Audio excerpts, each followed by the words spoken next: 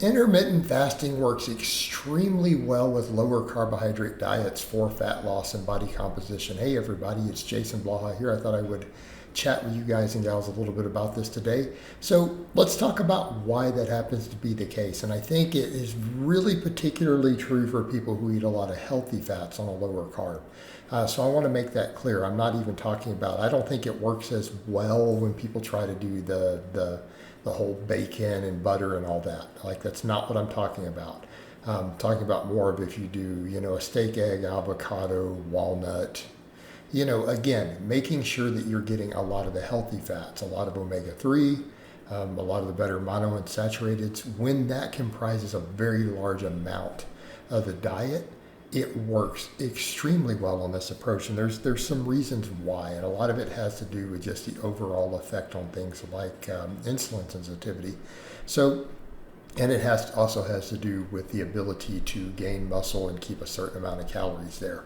So one of the things that I've absolutely noted is, when you eat that way, your fasted window, your energy levels don't seem to drop to the same extent. In other words, as someone who's messed a lot with intermittent fasting over the years, at different times, what I have generally found is that when we do a lot of carbohydrate, sometimes we see the dips in energy. Sometimes our fasted training and everything tends to be worse. Our fasted cardio can tend to dip when we do the lower fat, higher carb approach on that. Not for everyone, definitely for me.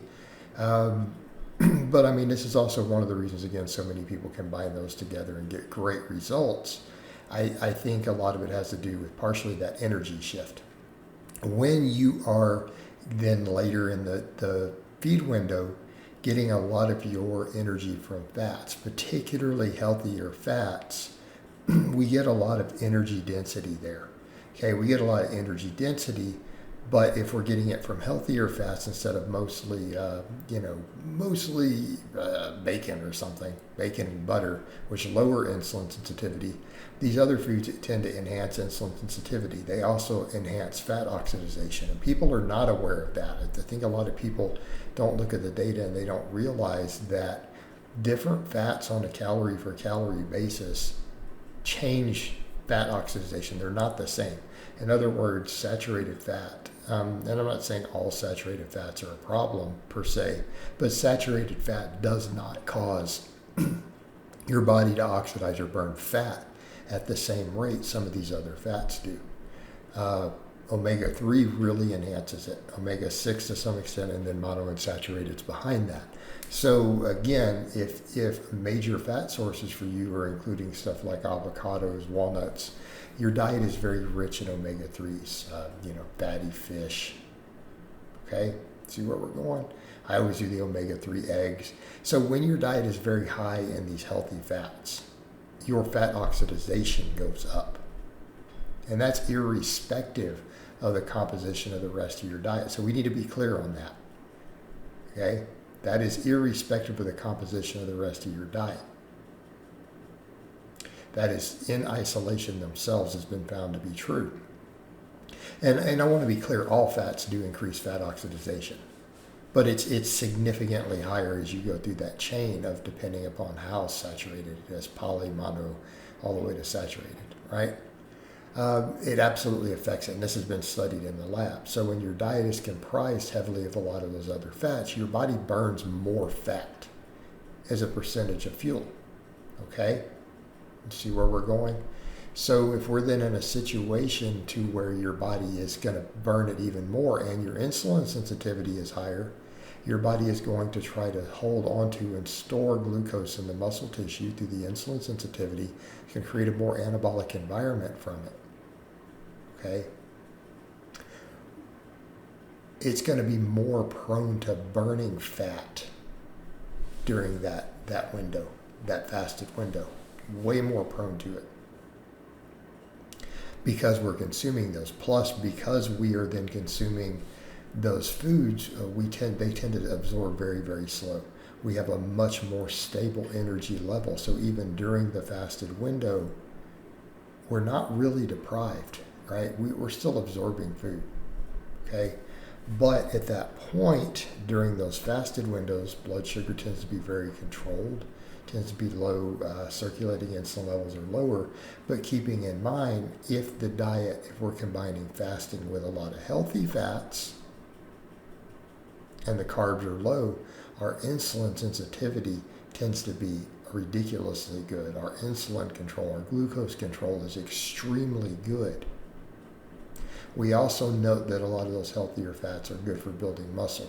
So again, if our diet is if we're doing the lower carb, we're going to have better sustained energy, better fat oxidation overall, because that's the thing. Your body will burn what you feed it. I always point that out when people say, well, high fat, low carb diets, you burn more fat for fuel, so it's going to be more body fat. Well, it's like, no, not necessarily. It's not necessarily going to be more body fat, because that's what you're giving your body to burn. That's what it's going to preferentially burn. That's just the way the body works. However, you combine that with fasting, that can start to change stuff quite a bit. All right, we're going to definitely get into more body fat burning. Same thing, especially when you are pushing the healthier fats. It's going to push your body into a larger amount of fat oxidation. It's going to speed that up more. So it's that combination, because of the sustained energy, the improved insulin sensitivity, all of those things, it makes that combination work extremely well. Plus the other thing, then when you do have your feed window, you're not as uncomfortable, and that's a big deal. So one of the things I point out with the whole foods, with the intermittent fasting, sometimes we get way too bloated when we're trying to eat healthy. And if we're not eating healthy, we're not getting all the benefits. So yeah, if we're doing all white rice and low FODMAP and stuff, yeah, you're not going to get as bloated from it as you're going to get uncomfortable on the sweet potatoes and brown rice. But if we're focusing on more healthy fats, we get full, we get all of our energy, but we don't get the same discomfort and lethargy during the feed window. And that's one of the big game changers too. I've noticed with the intermittent fasting like that, especially when you eat high calories like a lot of us do who lift.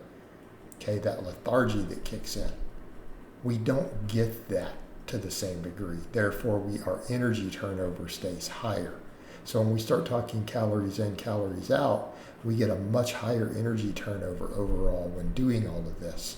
And that is also a very big deal. So ultimately, the combination, when it's done right, really enhances total fat oxidation, fat burning, but it also keeps energy turnover much higher even during our fed window, because we don't get the same lethargy. We don't get the same drop in energy. We don't feel as, we don't get that overfull feeling that it makes us sleepy, lethargic, plus the larger blood sugar spike and everything from it. So again, I've noticed it works very well, and I believe that's the reasons why. All right, guys, but that's really all I have to say on that today. I hope it's been informative, and I'll talk to you guys and gals next time.